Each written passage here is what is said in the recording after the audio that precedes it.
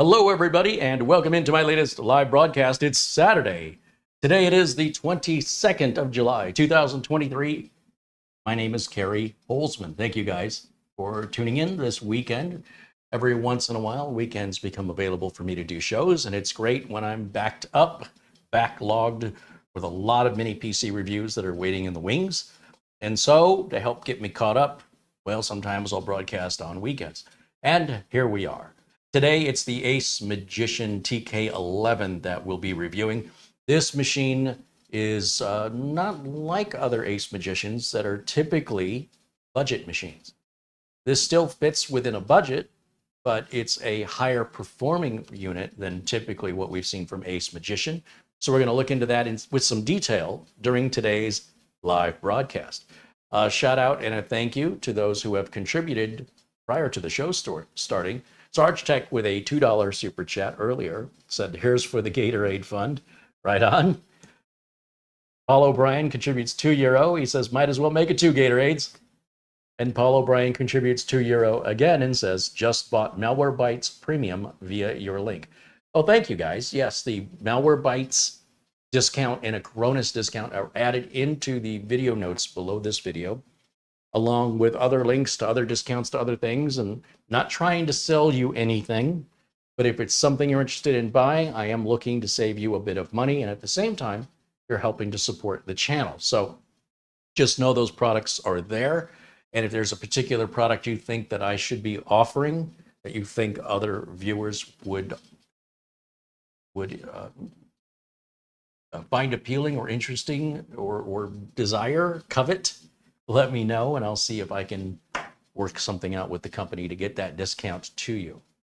All right, so hello, everybody. I see John Paul Bacon and Luke Greenia joining us, Ron Barnish and Bradley Morris, Gary Tatum and Andy Kane and Douglas Burchell, Patrick Russo. Everybody's saying hello in there. There's Thomas MacT and Martin Wolferts, Chris Smith, all saying hello. Welcome in, guys.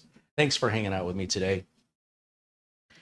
As I mentioned, we have a higher performing AceMagician computer, not just entry level like what we've seen a lot from AceMagician. Not that there's anything wrong with that.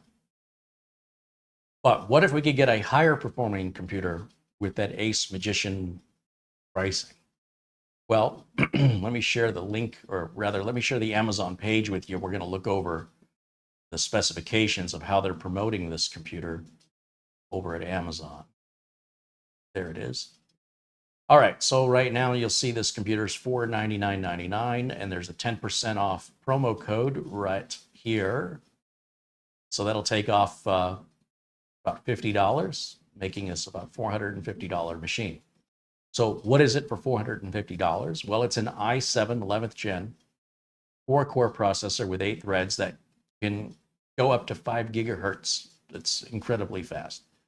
16 gigs of DDR4 is included, along with a 512 gig M.2 storage drive. NVMe, it says. It supports up to 8K output to the video. It has Wi-Fi 6 with Bluetooth 5.2. It includes USB Type-C and Windows 11 Pro with a fingerprint logon option, which is pretty unique. You'll see the fingerprint reader is right on top of the power button right there. And if we look at the pictures here, we can see you've got an audio port, a couple of USB 3s there in the front, and a Type-C USB in the front. And a little bit about the CPU, a little bit about the built-in graphics that come with the CPU. It's got a speaker built into it, which is pretty interesting. You don't see that too often. And the Thunderbolt 4 connection, which is what's supporting that 8K video output. And Thunderbolt 4 is that USB Type-C connection.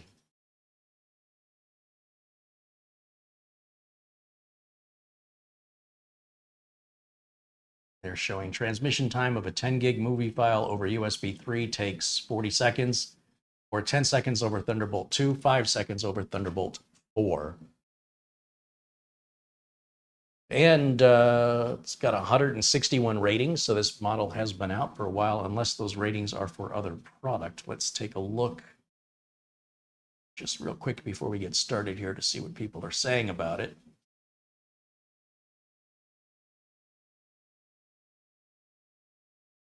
This is a recent review right here.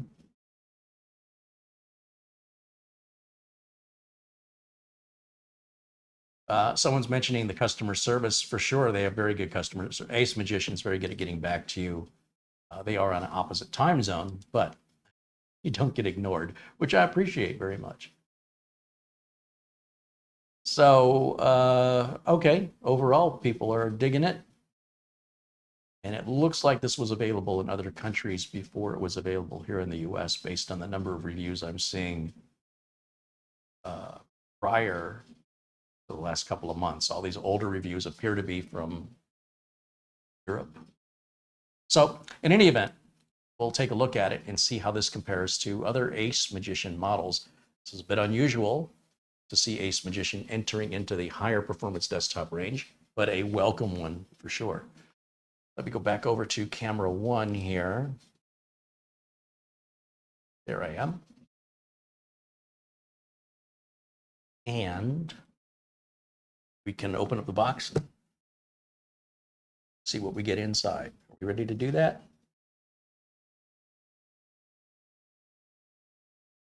Camera girl could use some close-up camera work.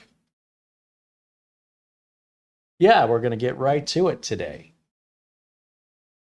Not a whole lot has changed since yesterday when I did a longer monologue. If a couple days go by between videos, I usually spend some time just catching everybody up with what's been going on.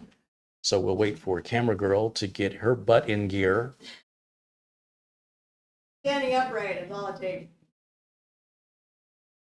And let's see, close-up camera is this one right here. All right, come on over.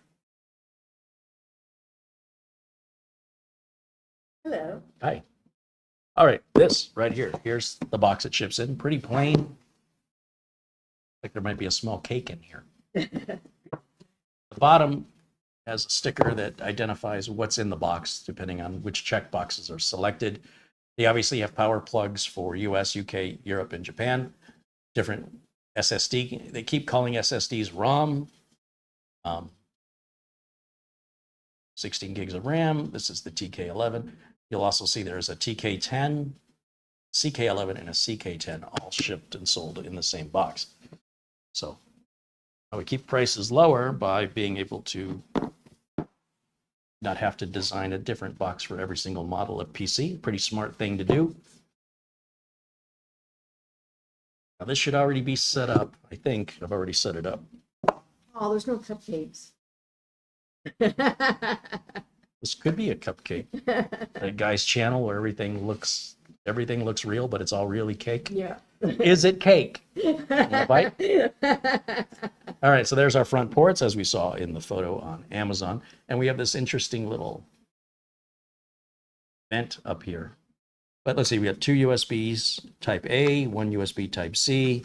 We've got audio. That's going to be your microphone or a headphones or a headset, which is, of course, headphones with a microphone. Nothing on the sides. Come around back. What do we have here? 2 more USB 3s. We've got an HDMI and a display port out. This appears to be our Thunderbolt 4. Is that what that is? And then a Kensington lock down here. Is that Kensington lock? Mm-hmm. Yeah. And our Ethernet and our barrel power connector. All right. To open this up, oh, I see. There's a speaker down here, right there. And to open this up, we do not have to remove any rubber feet. How about that? So before we get into what else is in the box, let's open it up. And itching to see what's in there.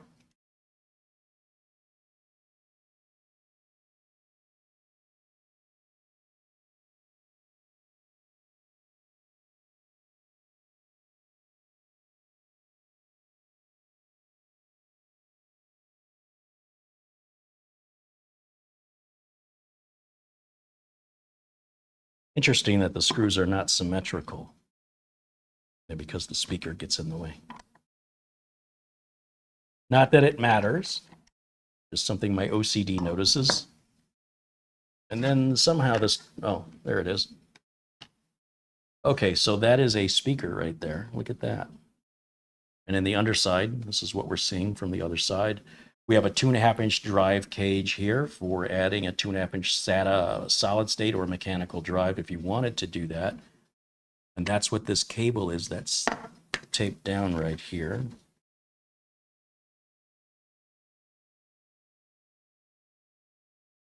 There's our Wi-Fi card, which you can easily swap that out when, let's say you wanted to upgrade this to Wi-Fi 7 in the future or Wi-Fi 8, maybe even Wi-Fi 10. This is our 512 gig solid state drive, which has it's an interesting little protector it's got around here. And then we got 2 sticks of 8 gig of DDR4 RAM here. And of course, you can upgrade this for each stick to be 32 for a total of 64 gigs of RAM that it's upgradable to. Now, I suppose if you wanted to change this out, you'd have to remove these 4 screws, and then this top cover will come off. But do bear in mind that speaker is going to be connected, and you don't want to get this SATA connector trapped or hung up on there. So be careful if you're going to open that up. This is the main spot. The most likely the reason why people would open this would be to upgrade the storage or RAM. So they've made that very easy to access. But I'd like to have seen the Wi-Fi module easily accessible as well. And it looks like because of the speaker, there's no room to add a second M.2 slot. So understand why that's not there. And yeah, that's pretty much it. On the top of the unit here, with our Go Faster stickers, we've got a power button that doubles as a fingerprint reader. So you can set that up in your control panel. It's pretty easy to do. I don't use them myself, but it's there if you want to use it. And obviously using it is optional. Okay, now how do I put this back together? It's not going to line up. This way. Remember the speaker. Does it go this way? Oh, that's an easy way to tell, right? Just line up the speaker. Just like so. So that's very easy to I was going to say to take apart, but to open it up for any potential upgrades. Super easy. Yeah, that's kind of clever. I just enjoy the fact you don't have to remove any rubber feet to get to the screws.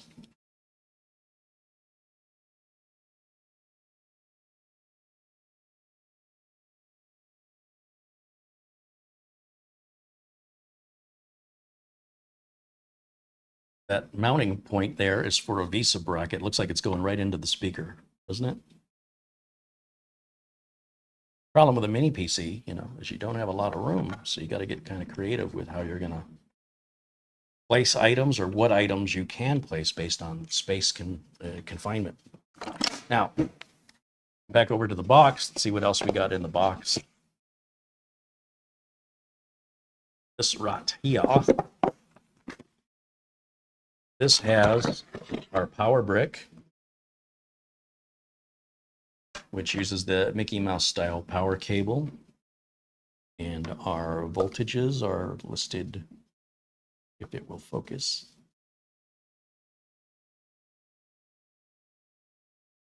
"19 volts, 3.42 amps, 65 watt.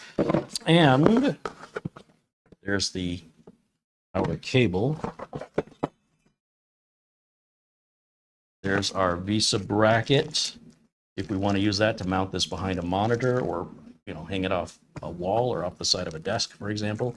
And then the screws here, also the small ones, are for mounting a 2.5-inch SATA drive that I just showed you the carriage for. And then we have an HDMI cable. Looks like about a 4-footer from the looks of things. And I'm not going to use these cables because I already have a Mickey Mouse power cable set up on the desk. So I'll just put this back in the box for now. so we don't get it confused with other stuff. And I'll hook up power and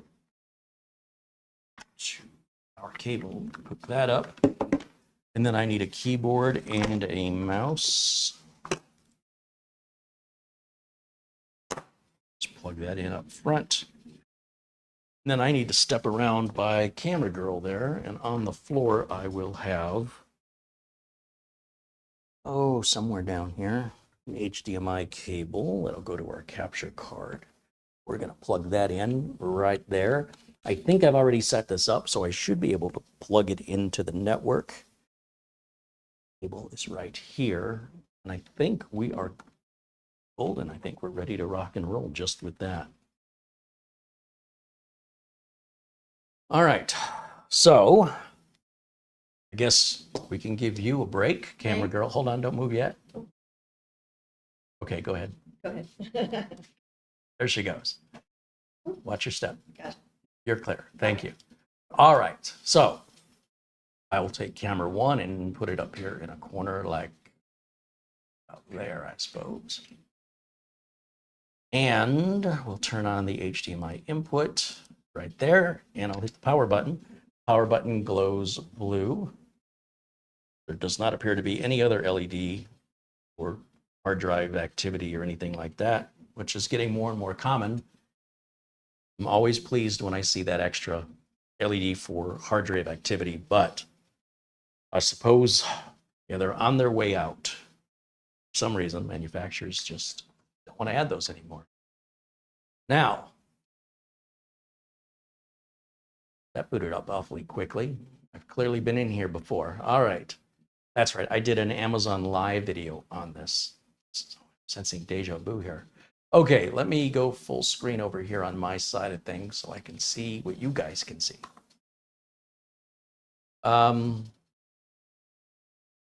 Windows security. All right, don't care about that. Let's go to this PC. There's our C drive. Right click, properties. Yep, that's our 500 gig C drive. I obviously have not run Uncle Carrie's Windows 10 optimizer on this. We can take a look at what our performance is. It looks like we're going to be somewhere in the budget range as far as performance goes. So I wouldn't expect to be blown away here, but we'll go ahead and run this test while we're in here.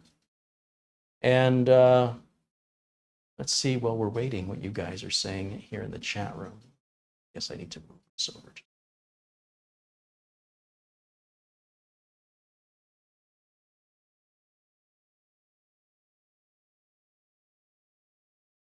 It would be cool to see the speed of the Thunderbolt port. I think, well, I don't know that I have anything that's Thunderbolt 4. That's the problem. I think I have some Thunderbolt 3 devices, but not Thunderbolt 4. So I don't know that I have a way to really demonstrate that, unfortunately. It's not a very common interface because there's royalties that have to get paid. So it's more expensive to implement Thunderbolt.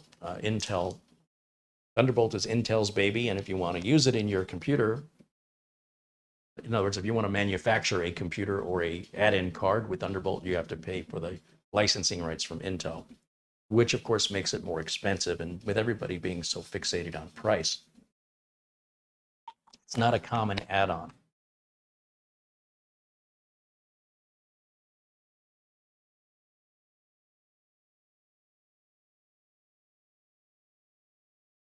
Mark Gaines joins us. Welcome in, Mark, as does Fast Alpha.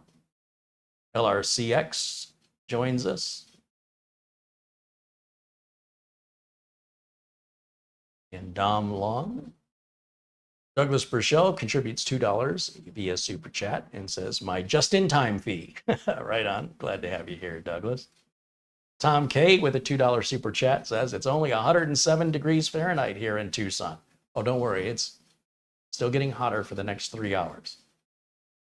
3D Everything just contributed $20 via Super Chat. Thank you, 3D Everything. 3D Everything says, because it is my birthday, again, I did the same thing last year. Now I'm 68 years old. Well, everybody say happy birthday to 3D Everything. And thank you so much for giving me a present, giving the channel a present. Right on. Happy birthday.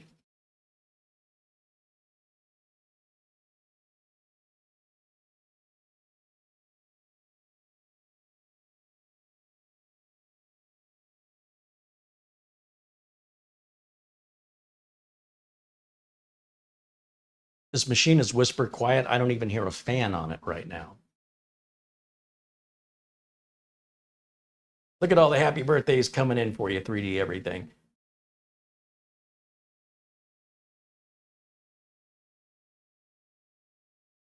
George Frugia says hello.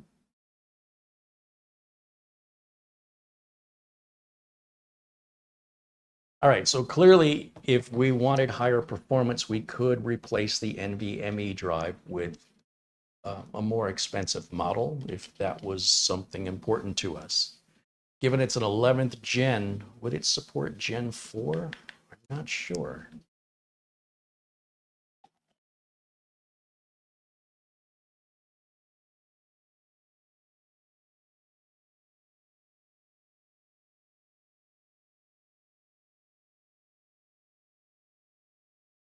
John Williams says we share the same birthday, but I'm 1 year younger. Well, happy birthday to John Williams as well. Right on, guy. Glad we get to celebrate your birthdays together. Now, almost done here, and we can move on. Someone was asking about how the fingerprint sensor works. If you've ever owned a laptop, it's a pretty straightforward process of just registering your fingerprints. You can store up to 10 different fingerprints on it. So if you're sharing the computer with other people and you want them to have their own account, or you want to register at least 3 fingers in case you get a cut on your fingertip, that's obviously going to impact your fingerprints until it heals. Unless it leaves a scar, it permanently alters your fingerprint. So you always want to have multiple fingers registered just in case you need to give it the finger. All right, so there's our final benchmark results. And again, going any higher than this, really for most people, they're not going to notice any difference whatsoever. It's mostly looking at benchmark numbers and being happy with what you're seeing. Not so much really feeling the computer being any faster. But it depends on the user, and it depends on the applications they use, and it depends on basically how the computer is being used. Most people won't see a difference or a benefit upgrading to a higher performance NVMe drive, but some people don't care about that. Some people just want to chase those numbers. If that's how they want to spend their money and chase the numbers, well, the machine offers that affordability. It affords you the opportunity, is what I want to say, of spending more money needlessly if that's what you want to do. Of course, you might be better suited just upgrading to a larger storage drive. You know, with the Team Group NVMe drives now, they're 4 terabytes for $185 or something.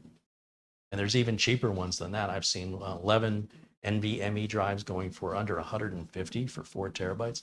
So that, for me, would be a more reasonable reason to upgrade the solid state drive, not necessarily for performance. After all, this isn't a rocket ship. It's higher performance than what we typically see from AceMagician, but it's absolutely not a leader in this regard. I mean, after all, that's an 11th gen CPU.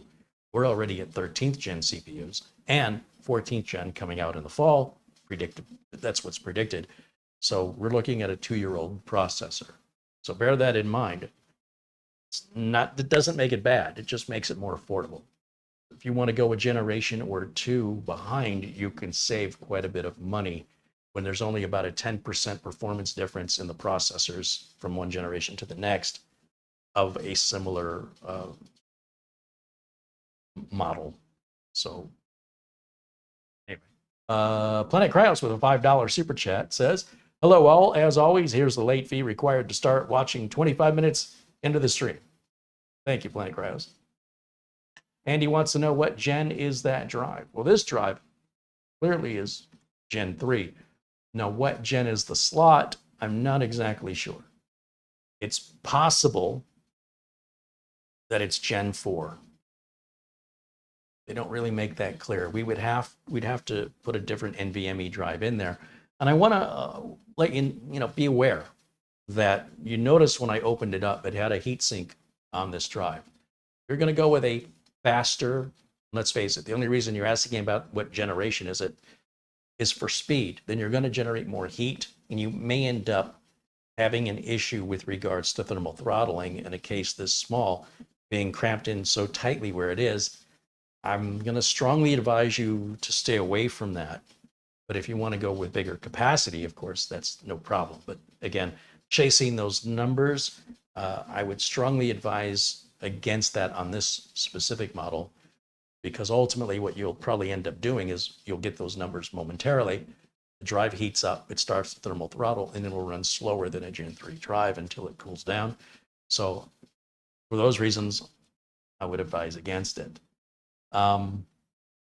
You've got to keep in mind, this is still a budget PC. If you're going to expect Rolls-Royce features and performance on a Chevy Sprint, there's a big price difference between those two cars.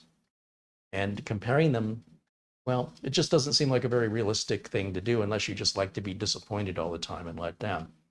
This is nothing money can't fix. If you're somebody that really finds it important to have Gen 4 and you want it to be able to run that properly, there are models of a mini PC from other manufacturers that can accommodate that just fine for an extra $100 to $400, depending on just how extra you want to go.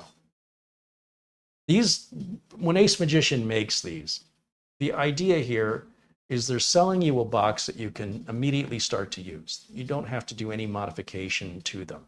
AceMagician does not offer these in a bare bones configuration. If you're that person, you should look to minis for them. They're mini PCs, many of which are offered in a bare bones configuration, so you can select what RAM and what solid state drive you'd like to use. For everybody else, the vast majority of computer owners, they're never going to upgrade this, and nor would they need to. So, set your expectations accordingly. Alan Lindas with a $7.77 super chat says, hey, I guess it's my turn to send in my late fee. Yeah, I'm late again. Happy Saturday, y'all. Luke Greeny has got the CK10 AceMagician. He says he's loving it. Yeah. All right. So let me close this out and let's go to control. Well, we could probably just type in fingerprint. What's it called? Biometrics. I'm trying to think what the search is to get over to that. We'll just go to settings and look at it. Do it the hard way, I suppose. And under, let's see, probably under user accounts. Where's user account?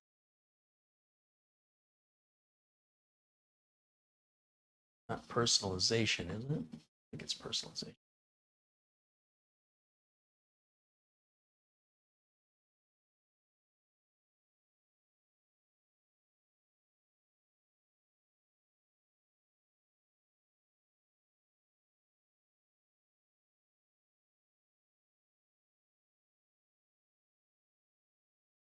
See in security.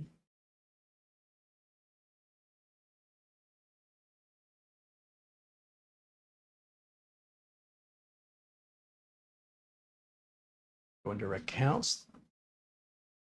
Andrew Murray says accounts on the left side of the screen. There we go. Your info. Sign-in options. Okay, sign-in options. Fingerprint recognition. So we need to put a password on the account, obviously, which I don't do. And then once we do that, we can go into the fingerprint recognition part of our control panel and register our fingerprints no differently than you do on your smartphone. It's really just that simple. And then, of course, when you get to your lock screen or you're booting up for the first time, instead of entering a password, you could just touch the fingerprint reader and that can log you in just like a smartphone. It's really no different. Kcordia's Technology with a $2 super chat says, this is my fine for being tardy. Good day. Welcome in, Kcordia's Technology. Luigi Corleone says, I'm waiting for my Minisporum UM790 order for weeks. Did anybody receive theirs? I live in Germany and pre-ordered it when it came out. It looks like this is the first person I've heard mention this, so I'm not aware of there being an issue with the UM790s going out, but have you reached out to the folks at Minisporum to ask for a status update on your order? I mean, I would rather hear it straight from them than from some rando in the chat room.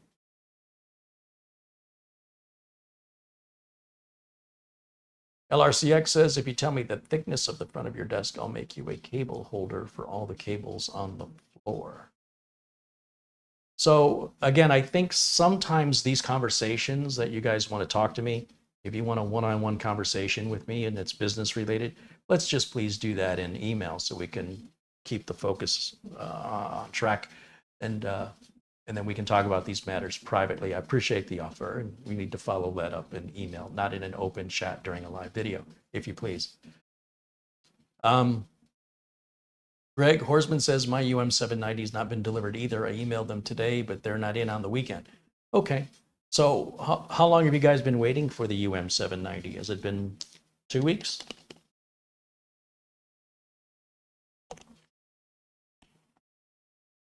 I can ask Phil over at Minisporum, see if he has any information that he can share with me regarding when they expect to ship. Says apparently they haven't shipped yet. Okay. Let's go over to, oh, I can run my utilities. Let's go ahead and plug my utilities flash drive in. We'll copy over. See, I'm going to install VLC like I always do. Uncle Gary's Windows 10 optimizer. There it is. Eject utilities flash drive. And let's see. Let's go ahead and run the optimizer first, I think. We'll get that out of the way. Paul says it's 101 degrees Fahrenheit in climbing in Fresno, California. Dustin Fuller joins us and says hello. Jeff H says he bought or ordered his UM790 on the 1st of July. Luigi says 4 or 5 weeks ago. Greg Horsman said, I've been waiting since June 24th for a UM790, but I wasn't expecting it to come quickly. I wonder what they're saying when you go to the website to order a UM790. Does it indicate that, you know, when it's planning to ship, or does it not even mention that as though it's in stock? I'd be kind of curious. Again, I can follow that up with Phil, my contact over at Minisporum. But interesting to know. I had no idea that that was, so many of you were waiting on one. Mark Gain said, I'm frustrated. Canon has stopped supporting my printer. It's only 2 years old. Well, think about that the next time you order or buy a printer. Think about who you want to profit from your purchase, right? So if you don't like that Canon has sunsetted that printer, try a different manufacturer. The best way you can send a message to the company is to vote with your dollars. Now, I'm not exactly sure what support on a printer means. Most of the time, there isn't much in the way of support these days, but sure, finding ink is never going to be a problem. And drivers are still going to work for Windows 10 and 11 regardless. So I'm not quite sure in what regard you would need support. I guess what I'm saying is, it doesn't really sound like it's that big of a deal to me, but I don't understand perhaps what the issue is. I mean, I'm assuming you're having an issue that you can't get resolved. If so, this is the best place to come for support anyway. Come and join in our chat room and ask the question in the chat. And many of our knowledgeable community members here will be happy to help you out and probably do a better job at it than Canon would do anyway. Let me get VLC installed on here. Get that out of the way. And as soon as that's done, we'll go in the control panel, take a look at the list of installed applications, and I'll remove some I don't want. Guessing I haven't done that yet. So settings, and then we'll go under apps, installed apps. And let's see, it's got AV1 video extension in here. That's nice to see. During video, AV1's the way to go. We're going to get rid of the Microsoft Media Player. I prefer to use VLC. And we'll get rid of Microsoft News. Don't need that. Microsoft OneDrive, I don't use that. It always starts with the computer and it's taking up resources. And it's something easily re-downloadable if an end user wanted to change that and put it back on. It's no big deal. Microsoft Teams, same thing. I don't use it. It loads every time Windows loads, so I want it out of there. If I decide to use Teams, I will download it when I need it. Minecraft Education Edition. Sure, that's a thing. We'll remove that along with the mixed reality portal and mobile plans. And we'll also get rid of movies and TV. Now you'll see there's Office installed on here, but it is basically there to sell you Office. It is not a licensed working copy of Office. It's a taste. Well, I want that taking up space on my drive, so we'll take that out of there as well. After all, it's only 500 gig storage, so we want to free up as much room as possible. And what else? There's our Thunderbolt Control Center. Windows Security, Xbox, I'll take that out of there. This Xbox game bar can't be removed, so take out Xbox Live. Now that's going to free up quite a bit of hard drive space, as well as free up some system resources from everything that's starting startup. And the other thing I like to do with Windows 11 particularly is I right-click on the taskbar and go to taskbar settings, and then I will choose other system tray icons. So I want Bluetooth icon and safely eject media. Don't need VLC or Microsoft Teams. Okay, that looks good to me. And let's get rid of this. We could take a look at CPU-Z and look at the specifications of the hardware installed on this mini PC. I'm sure it's going to match everything the manufacturer says it has, but we'll take a look at it just the same. Oh, it looks like I've done an update to my CPU-Z. All right, there's information about our CPU. It's the i7. And information on our main board here, which probably isn't going to tell us much, of anything useful. Information about the installed memory. And the SPD is the serial present device on the memory that can tell us all the details of the CAS latency and RAS to CAS and pre-charge and all that other stuff is all listed in here. And you'll see that's for slot 1, and that's the information for memory in slot 2. Our onboard graphics that are integrated into the GPU are the Intel Iris Xe graphics. And if we close this and we'll right-click on this PC and go to Properties, that'll take us into the System Properties, where we can see the 16 gigs of RAM with 15.8 gig usable. That's because the 0.2 that's missing is actually being used by our onboard video card. It's Windows 11 Pro 22H2 that the machine comes installed with. And we'll take a look at the device manager. Right-click on the Start button, go to Device Manager. And for things like the network adapter, who makes that? That's an Intel 1 gigabit i219V. Our Wi-Fi is made by Realtek. And of course, that's the Bluetooth is part of the Wi-Fi adapter. And that's Wi-Fi 6. You should see what, 4 or 8 processors, right? 2, 5, 6, 7, 8. So that's 4 cores and 8 threads, which looks to be, the threads make it look like you have an extra core. So you've got what appears to be 8 cores when it's really 4 cores with 8 threads. So multitasking and things like that can happen much more smoothly. when it comes to, oh, there's biometric devices. That's going to be our fingerprint reader up here.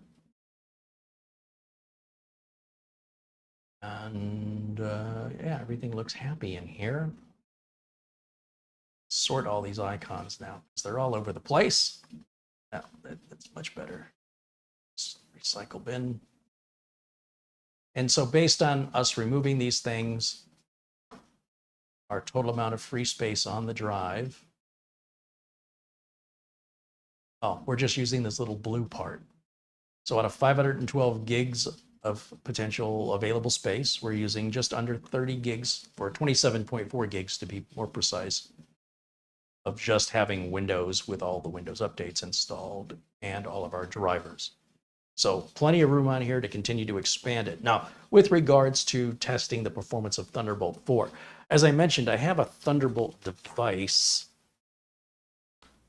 but I think it's Thunderbolt 3. Where did I put it? It should be in this other room here.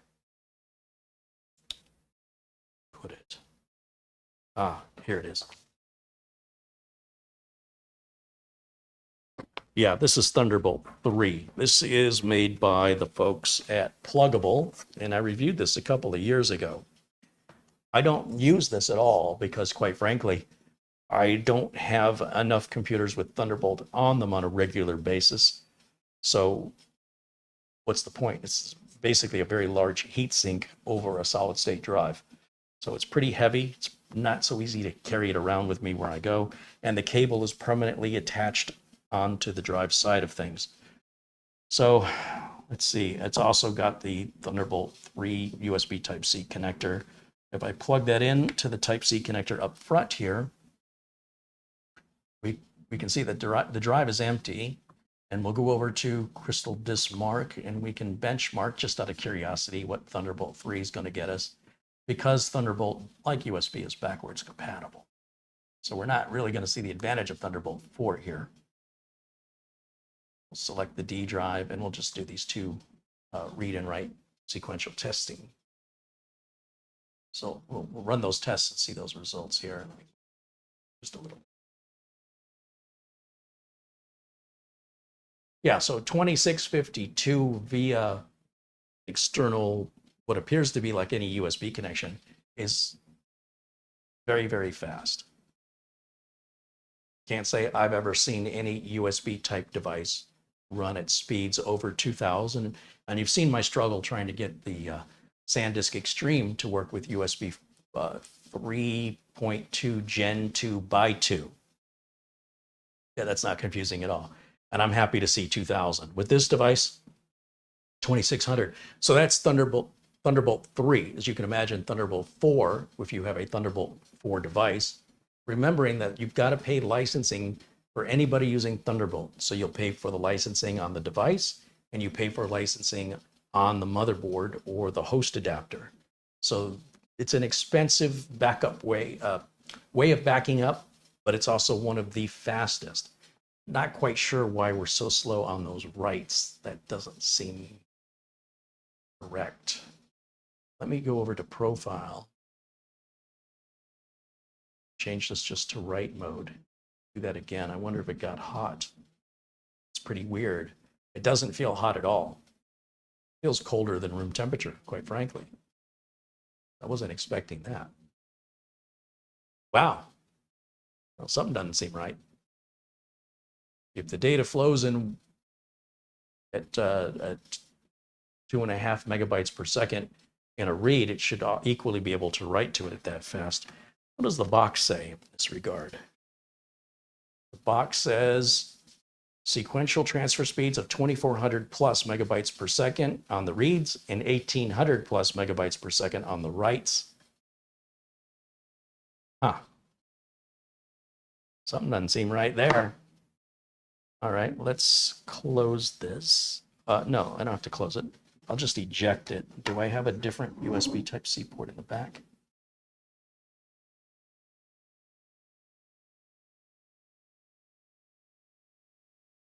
Well, I am a little puzzled what this port back here is for, because obviously our Thunderbolt port is this port I just used up front.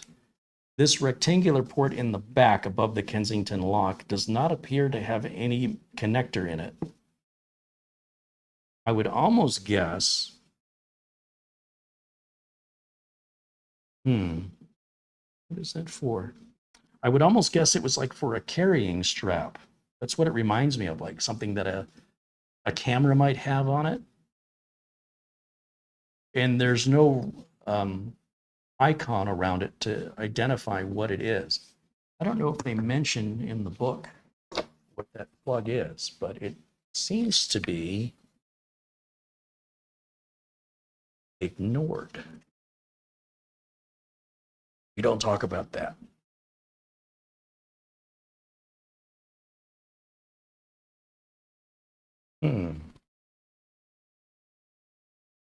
Yeah, it doesn't say anything about it.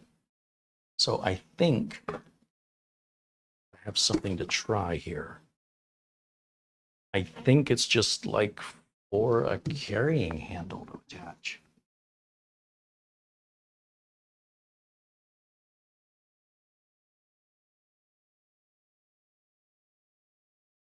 I'm wondering if that was used for, because I'll tell you what it looks like. It looks like a mini DisplayPort plug would fit in there, except that there's no plug in there. It's just plastic inside of there. So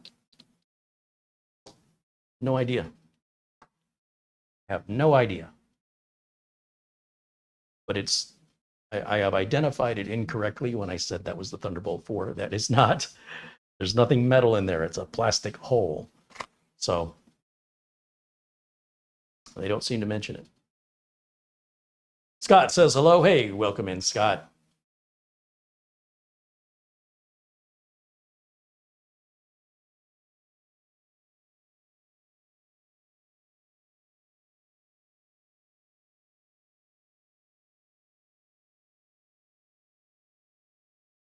Randy Robleski says hello. Welcome in, Randy.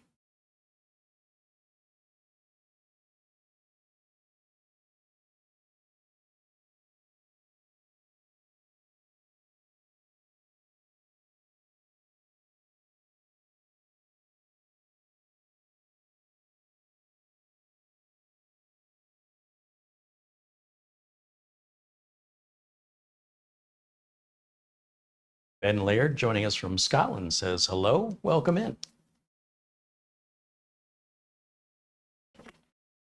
This machine has been whisper quiet the entire time we've had it on, except for the glowing bluish green halo light around the power button. I would not even know it was on. So we've got a total of 1, 2, 3, 4, 5. Well, it's 4 USB ports with 1 Thunderbolt 4 port that also is compatible with USB Type-C. We've got HDMI out, DisplayPort out, and then of course we've got a gigabit Ethernet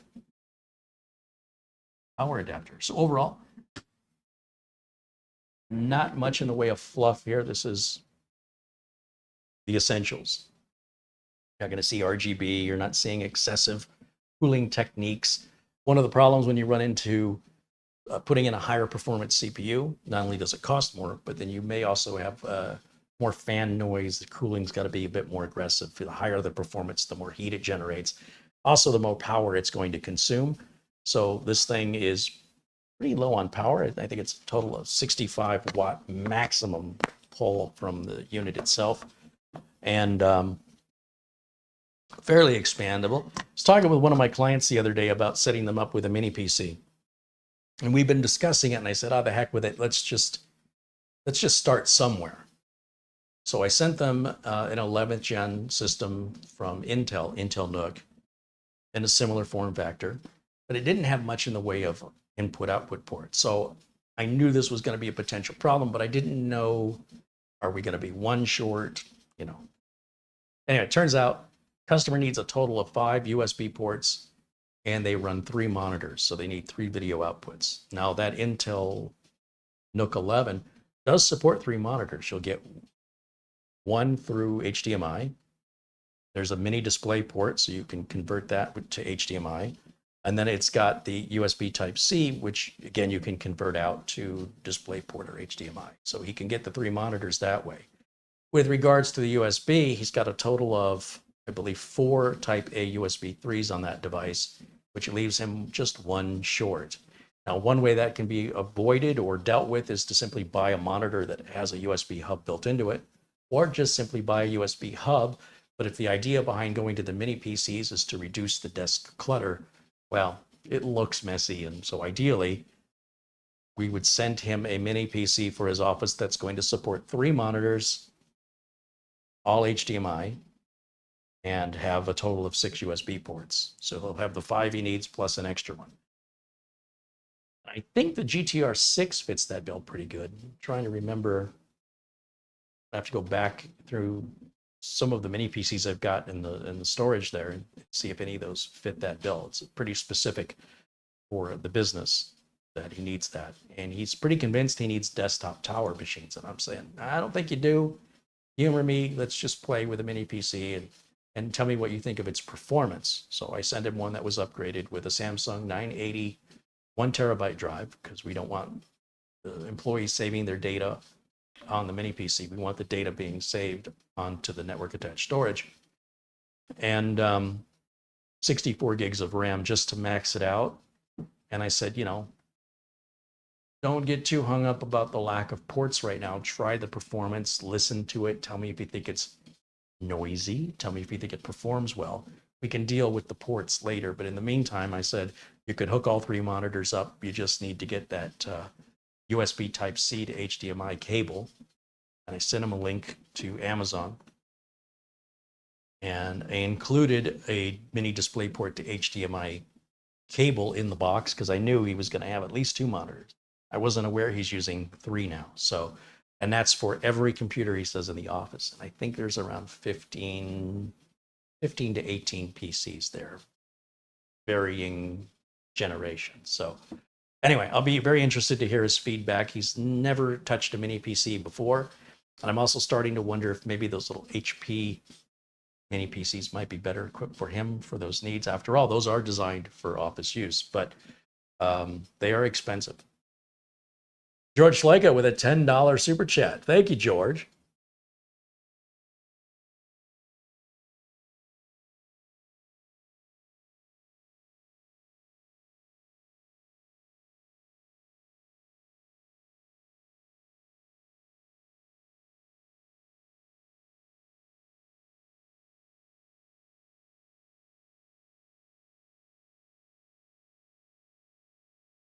Evans04 says, hello, Carrie, from Ireland. Cheers, Evans.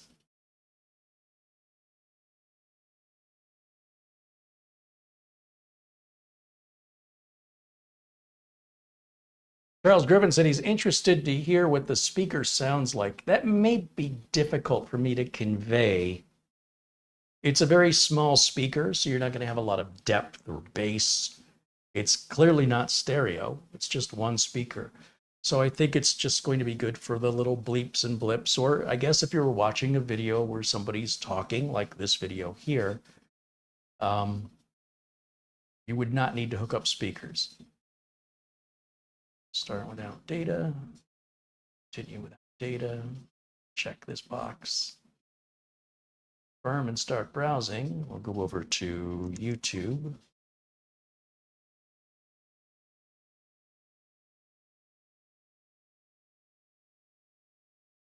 Go to my channel. Here's the video. We're gonna be meta here. Oh, look, you get to see about toenail fungus. I'm not giving them free advertising inside of my video, inside of my video, inside of my video. Yeah, that didn't get confusing at all. Oh man, skip this. That's disgusting. And let's see. Yeah, there's your video feedback. Picture in a picture in a picture in a picture. Audio.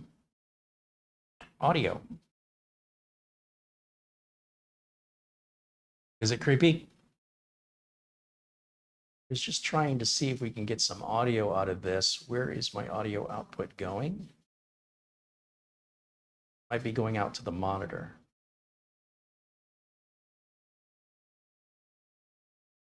It's Wi-Fi.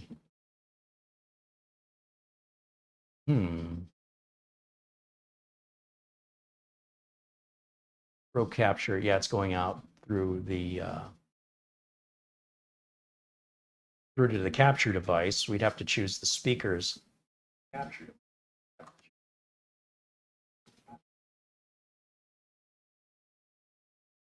So then I guess I would have to go into OBS and momentarily turn the sound suppression off.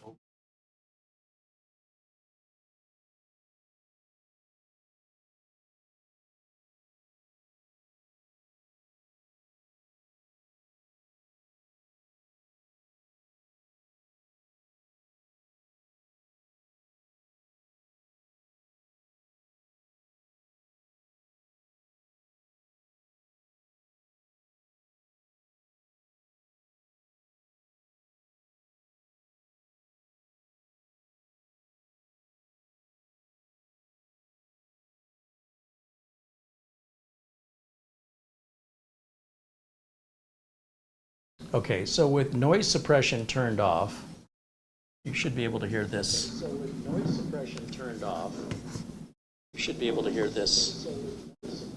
And I don't know if I have the volume all the way up on that or not. Let's see.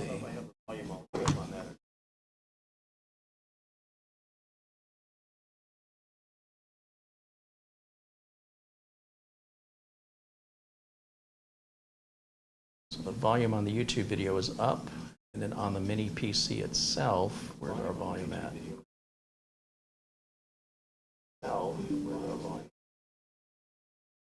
Okay, test 1, 2, 3, test 1, 2, 3.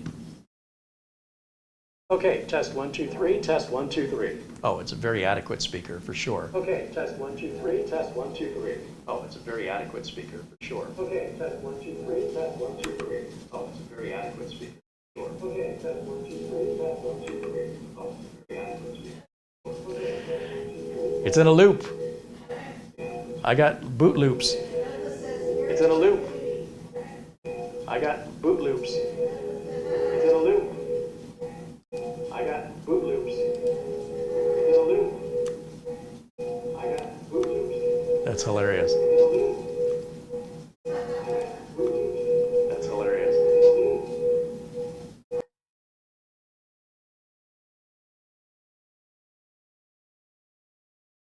That should quiet it up. Aren't you? That should quiet it up. Oh, still playing. Aren't you? That should quiet it up. Oh, still playing. Aren't you? That should quiet it up. Oh.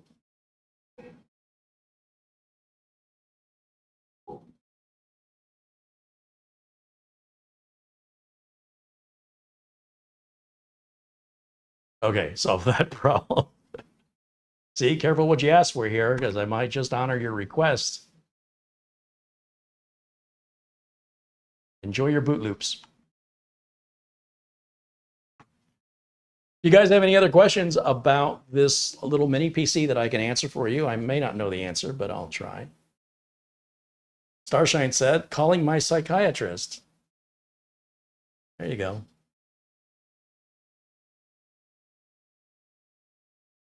It's the shroom stream, says Starshine. Fred May says, hello, everyone. No longer from Louisville. We moved to Canton, Michigan. I was considering moving to Canton, Michigan. That's where Jeff Hallish lives. Jeff was hosting Podnuts podcast for a while and was involved in the TechCon conference. Seems like a nice little city. I don't think Canton existed in the 1970s when I lived in Detroit, but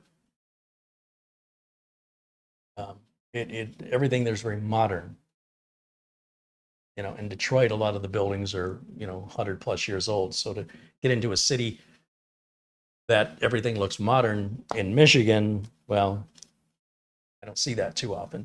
And in Arizona, I'm a little spoiled, at least in Phoenix, where everything's very modern. Nothing's really been here more than 50 years, 70, 60 years maybe. Most of the buildings are all brand new. So there's a certain modern look and feel to being in Phoenix and the surrounding suburbs, whereas Michigan is a much older state and was settled much earlier, about 100 years before Arizona, I think. Was it 100 years? 50 years? I don't remember. But Arizona was made a state in 1912 and Michigan was made a state early 1800s. Anyway, for that reason, you go to back east, like Philadelphia, Boston, a lot of old construction. Phoenix, mostly new construction. And what I found appealing about Canton was how modern everything was in Michigan.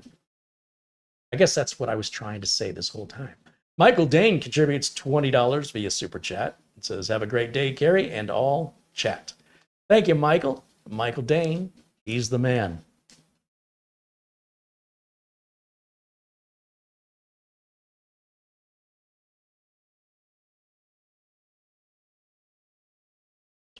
You'll have to let me know what you think of Canton when you've been there a while, Fred.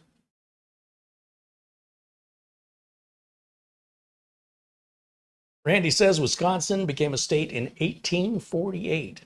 Imagine Michigan probably became a state before that, right? As they work their way west.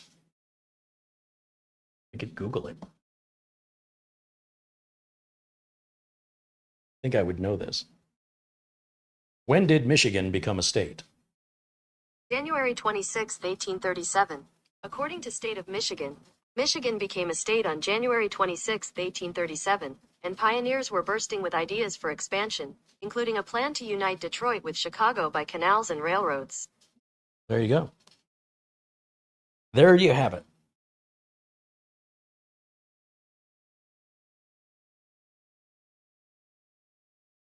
No emails. I'm not missing anything there. Just thought I'd check while I'm in here.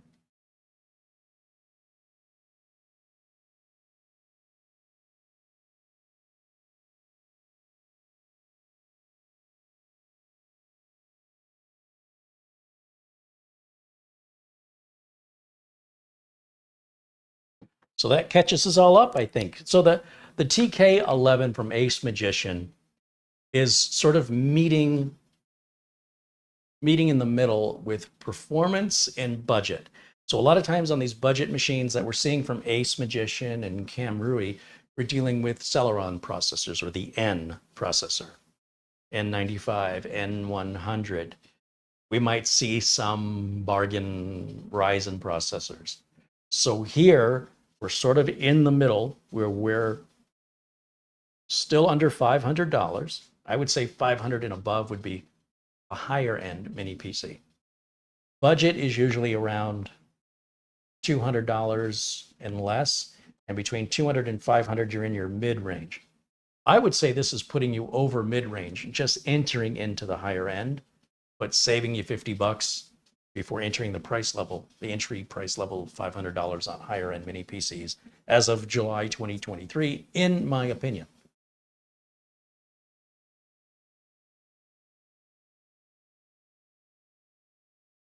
Bruce Lucas says, I live in one of the original states, Georgia, which has been around since the 1700s. Yeah, so I'm sure you have a lot of older construction there as well.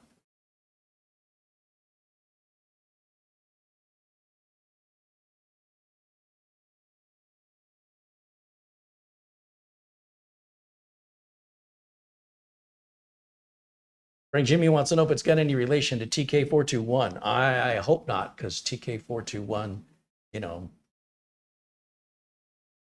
completely compromised the security of the Millennium Falcon while it was docked in the Death Star. Kinetic Plastic says, hello, Carrie and chat. Been watching videos for several months, but finally catching a live stream. Well, we're glad to have you here. Thanks for joining us. Have I missed any questions? Does anybody have any questions about this or other mini PCs? This will be the time to ask.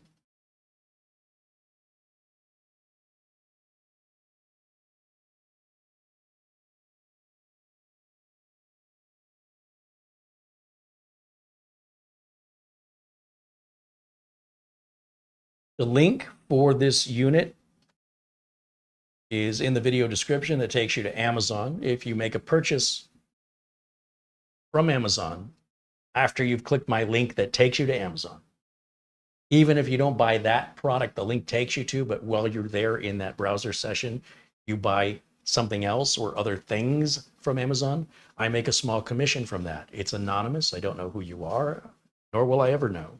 I don't know where you are. All I know is a purchase was made in X amount of dollars that was sourced from my link. And then therefore, I know how much commission to expect. That's why Amazon reports what was sold, giving me credit for initiating that sale, even if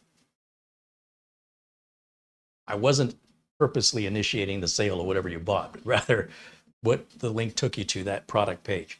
So it's a great anonymous way to support the channel, and it doesn't cost you anything. It's the same everything, same shipping options, same pricing.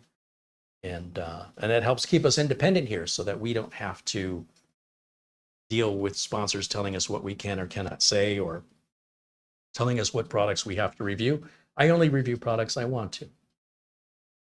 Every once in a while, we'll get a sponsor that has a product I want to review. And in those cases, I gladly will take their sponsorship, but under the condition that they still can't tell me what I can or cannot say, nor would I submit the video to them for approval, which is almost always a requirement on sponsorship deals. So the sponsors we have are basically pay-as-you-play kind of sponsorships. So the folks over at VIP CDK Deals offer you guys a 30% discount on top of their already low prices on software, particularly Windows 10, Windows 11, and Microsoft Office. And using the coupon code of CARRY, you get 30% off the prices you see on the screen that everybody else pays. Then, of course, we've got a discount to RoboForm. That's 30% off new accounts. If you've never purchased RoboForm, you can save 30% using my link. There's no coupon code. The link is the coupon code. And then, of course, we've got now discounts to Acronis and to Malwarebytes. I think they're both 15% off. And I always keep a link to Instant House Call in there. They're kind of a sponsor, but for the most part, software that I use in my real job, which is, being an IT technician. And in fact, I was using it last night at 1:30 in the morning, trying to get some computers updated at my client's office. I have learned the hard way that my clients, this particular client is shutting the AC or turning the AC up really high, which makes sense after business hours. So I was in there one evening doing work, and I wasn't in there 15 minutes, and I was sweating like crazy, and I don't want to adjust the thermostat. I don't even know where it is to adjust it. But the room we keep the server in is kept air conditioned. So I would go take a break in that room for a few minutes. I've been avoiding going over there. It's a 30-mile drive each way. And any work I can do remotely, obviously, I want to do that. And these computers have multiple monitors, and I'm remoting in from a laptop that has one screen, and the remote software lets you pick which screen you want to look at and switch among them. And yeah, thank goodness it saved me a trip over there. A bunch of machines were missing the last Windows updates, and a bunch of the machines had the updates installed and were waiting for a restart, and these folks hadn't restarted their computers in like 2 weeks. So I was able to log on and initiate that restart, and then decided I would change the configuration where Windows Update will restart automatically during off-peak hours. I don't want it to restart during active hours. So that way we shouldn't have to repeat this. They said the computer is starting to run sluggish. Obviously, they hadn't tried restarting it yet.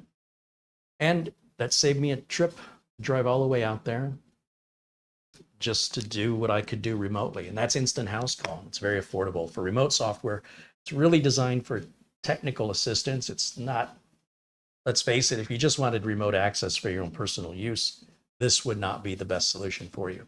But if you're a technician and you need to log into computers, both in an attended mode or unattended mode, well, that's what I use. I dropped TeamViewer a long time ago and haven't looked back. Don't miss them one bit. So if you're curious about that, all the software all has free trials, including Instant House Call. Instant House Call is a small company. Corey Fruitman owns that company. And if you email support and say, can I get a couple extra days of the trial? I need a little bit more time to decide. Corey will say, yeah, no problem. You know, he's not going to give you a free account indefinitely, but if you ask for an extension on the trial period, if you need it, he'll be glad to do that for you.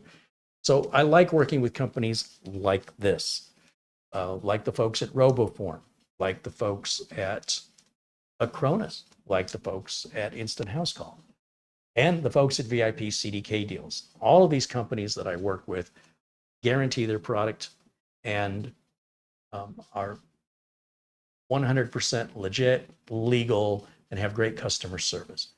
These companies would, you know, if you were upset and you didn't like the product, they would rather give you back your $20 or $30, whatever it is, than have you pissed off and throwing a fit. It's just common sense.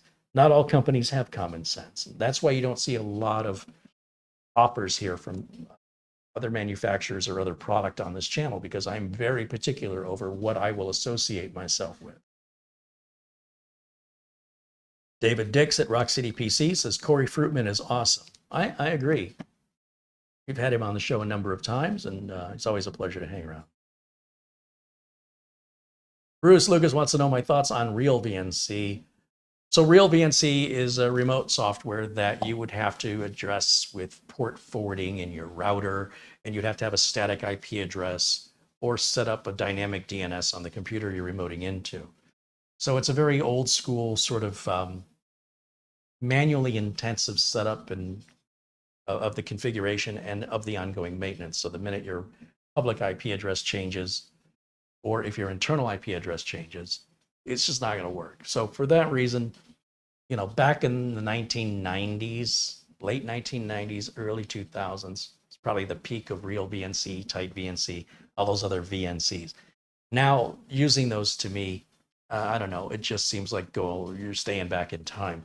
Having anything that's web-based is much, much easier to configure. It's easier to maintain, and it generally has a lot more features than Real VNC has. So for me personally, if we went back in time 20 plus years, I'd recommend it. Today, the landscape for remote software has changed dramatically. Real VNC has not. It's still the same basic utility that it was. You might as well just use Windows built-in remote access or Chrome's remote access if your needs are so simple. Personally, I like web-based remote access. So that's just my point, my preference. I don't want to have to set up a bunch of port forwarding and hard-coded static IP addresses for 12 computers in one office. It's just too difficult to maintain, and I wouldn't use it myself. But back in the day, there wasn't much choice, and it was great back then. But by comparison today, it's a bit archaic.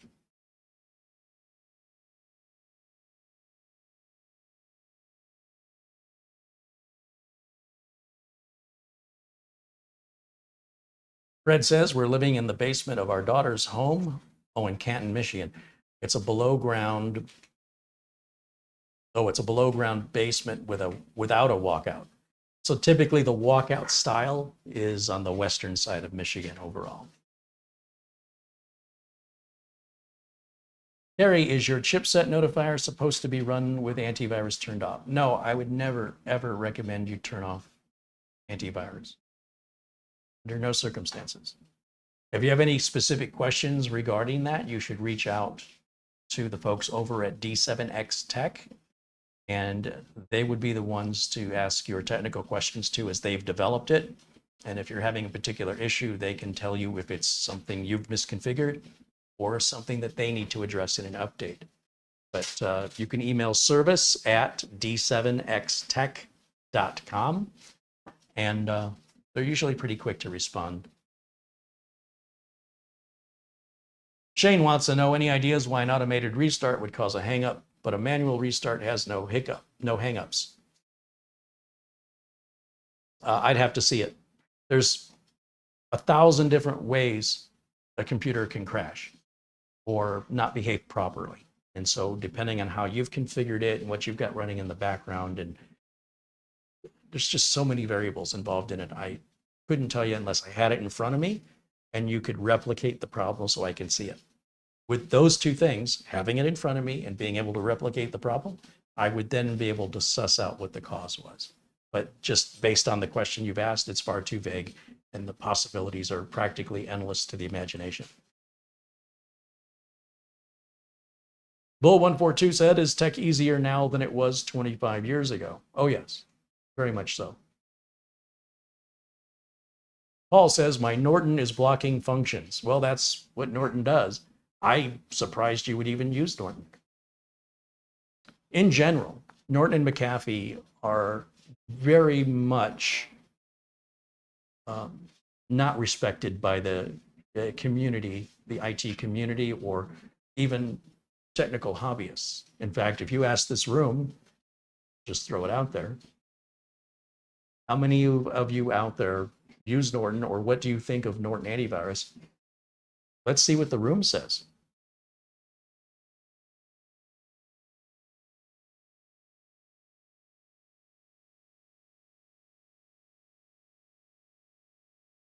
Tell us your thoughts on Norton antivirus.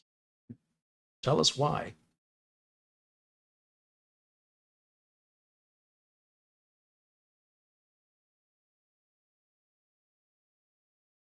And then I'll let the chat room speak for itself. I have no control over what the chat room's going to say. We didn't prepare, to say, hey, when this person asked this question, this is just the real response from the community.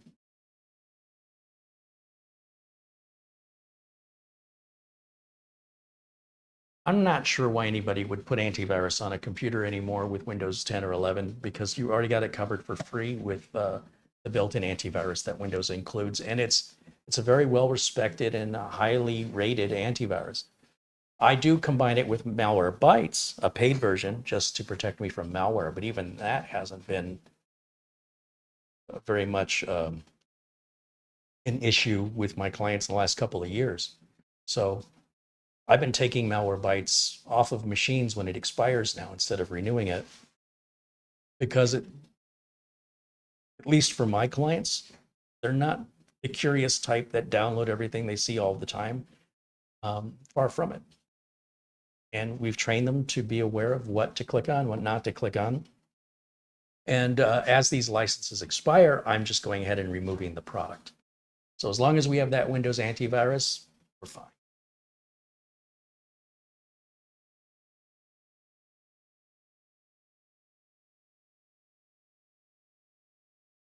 What do you got going on over there? Cooking. You're cooking? Yeah. What are you cooking? Toast casserole. A French toast casserole? Yeah. Okay. Well, if I'm not there, you start without me. Low carb, sugar free, and vegan. Low carb, sugar-free, and vegan. Right. You have to let the bread go stale. Oh, That's stale why I bread. got Count me in on that stale bread. it now. Not. It's here for you.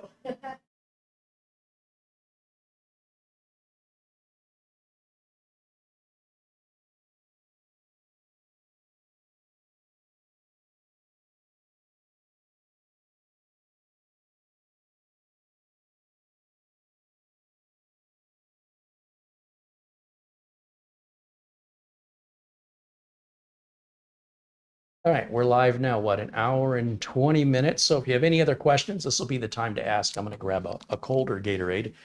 And yeah, anything about the mini PC you want to know, I'll try my best to provide an answer. Or if you have other technical questions,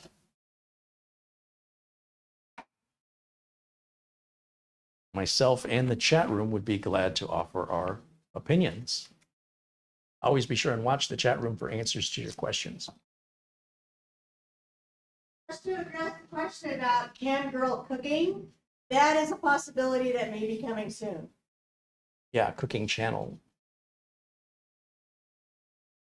John Paul Bacon says, please ask Camera Girl if you've tried using stevia. Stevia. Stevia? Mm-hmm. Yeah, I don't like stevia by itself. It has a weird aftertaste, but if I combine it with like allulose, it's There you go.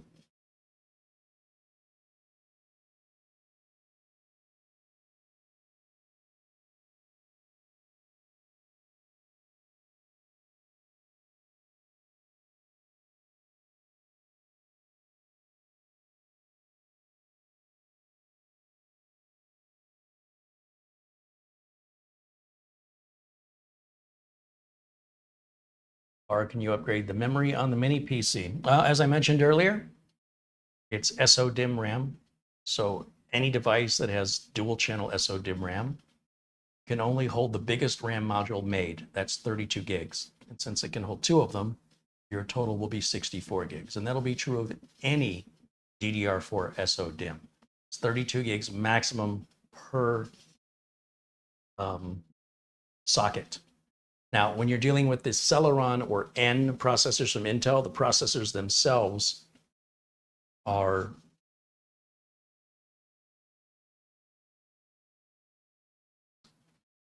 limited. I'll use the word limited by how much RAM. Generally, it's only 16 gigs allowable on those budget processors. So even though you could put a 32 gig module in, the most that processor officially will see is 16. It has nothing to do with the manufacturer, the motherboard, or the operating system.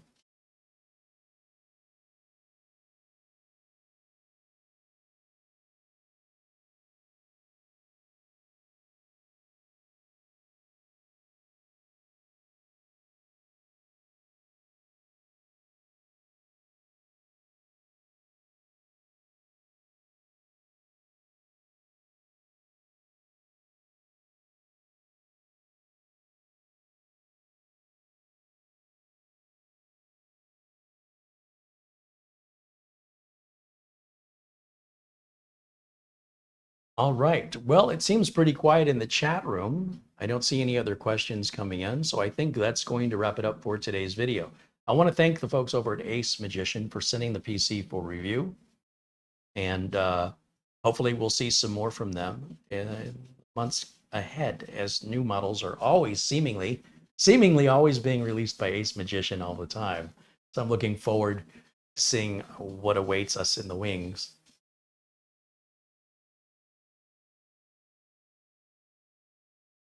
Kinetic Plastic says, I have a Z590 motherboard with an i5 10500. I want to upgrade, but I'm torn between a 10900 or an 11900.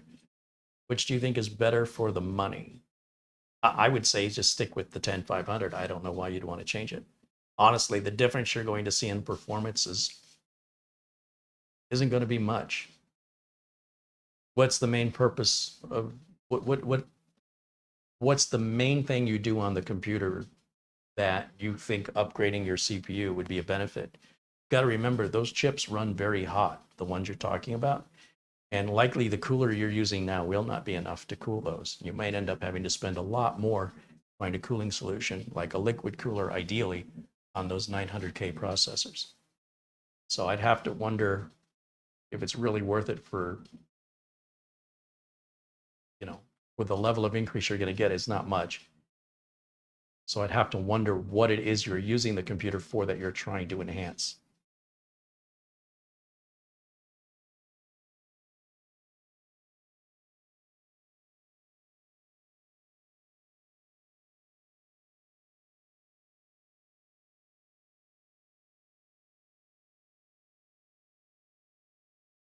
As I game a little, but mostly run virtual machines for a home lab, and I have a 240 millimeter all-in-one. Well, virtual machines can be very RAM hungry. I just don't know how much the processor is going to make in performance. Like, I think you'd be better off with a faster storage and 64 gigs of RAM. But honestly, for virtual machines, if we're talking about serious virtual machines here, I'd be using a Threadripper or a Xeon processor. I wouldn't even be considering the consumer-based processors you're talking about. But it depends on what kind of VMs you're running. And if they're that low anyway, I would think putting more RAM would be more beneficial to you than upgrading your CPU. However, at the end of the day, it'll be your choice. I can't really advise you as to, obviously, which one's better for the dollar is going to be the older one. The previous generation is more value. The newest generation is the least value when you're talking about megahertz to dollar. However, how we define value is such an individual thing that because I don't know you, I don't know anything about you, and I don't really understand specifically what virtual machines and how many and how you're configuring them, I really would be in no place to answer that other than I don't think it's going to make much difference. But because you already have a liquid cooler and you've already got that motherboard, it would just be a processor swap out.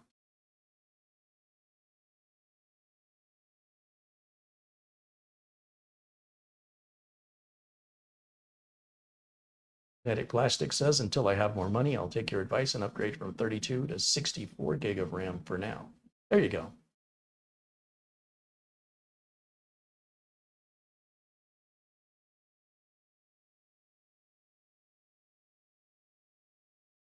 Brian Woodley wants to know, in my opinion, is there any benefit in running two 4 terabyte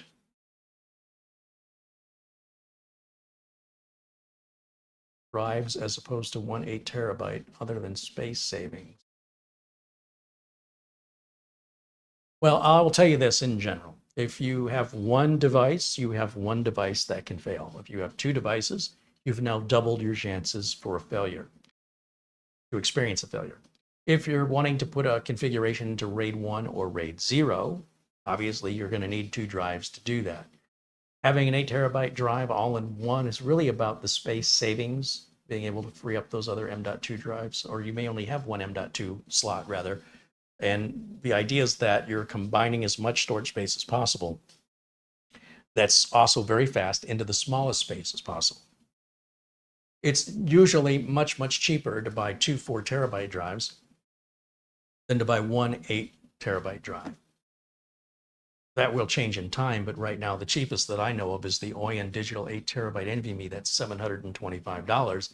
And yet you can get a Team Group 4 terabyte drive for $180, and two of those would be, well, almost half the price. You can almost get 16 gigs of 4 terabyte drives for the price of one 8 terabyte drive. So it's just the fact that it's all condensed into one as space savings. But how the drive is being used, there may be other advantages or disadvantages to consider based on the user's requirements, including budgetary needs, space, the number of ports available, et cetera, et cetera. There's no one size fits all answer here, as everything is customizable to the need or desire of the user and their individual budget. And there's 30 people in this room, you'll get 30 different answers for 30 different reasons.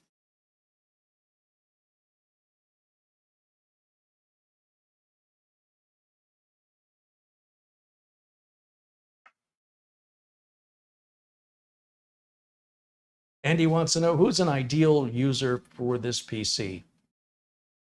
I think most users are ideal for this PC. Anybody but gamers.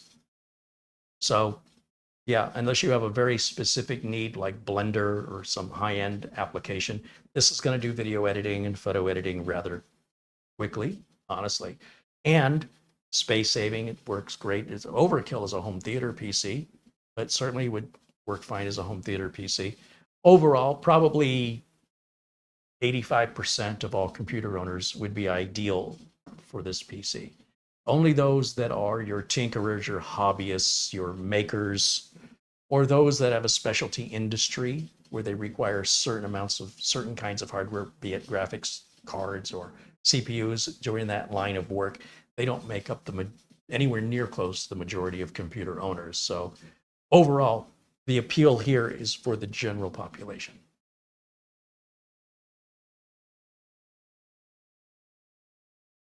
Okay.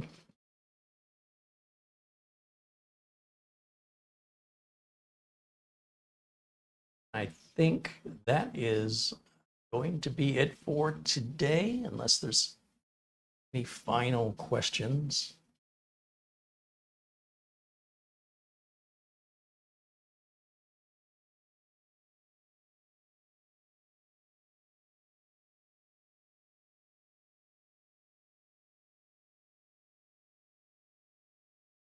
3D everything says, well, I suppose. Midwest goodbye. All right. Well, thanks for hanging out with me. Thanks again to the contributions that came in during today's video. I'll give those folks, those generous folks, a shout out one more time here. If I can bring the page up. Here we go. Starting from the most recent, Michael Dane, George Schloika, K. Cordius Technology, Alan Lindos, Planet Cryos, 3D Everything, Douglas Burchell, Tom K, Paul O'Brien, again Paul O'Brien, and before the stream started, the first contribution, almost an hour before the stream started, from Sarge Tech.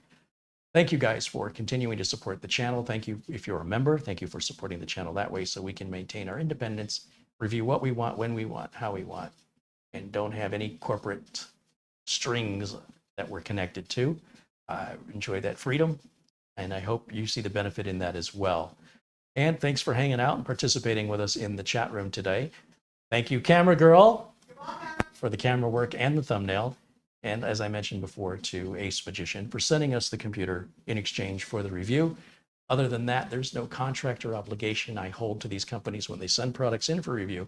But for full disclosure purposes, I do want to make clear when I'm using money earned through the channel or donated or contributed through the channel to buy items versus when companies send me items, just for full disclosure, so you guys know. And Bull142 just contributed $10 in Super Chat. Got in right under the wire. Thank you for that, Bull142. That'll wrap it up for me for today. I will see you all again very, very soon. Until next time, bye for now.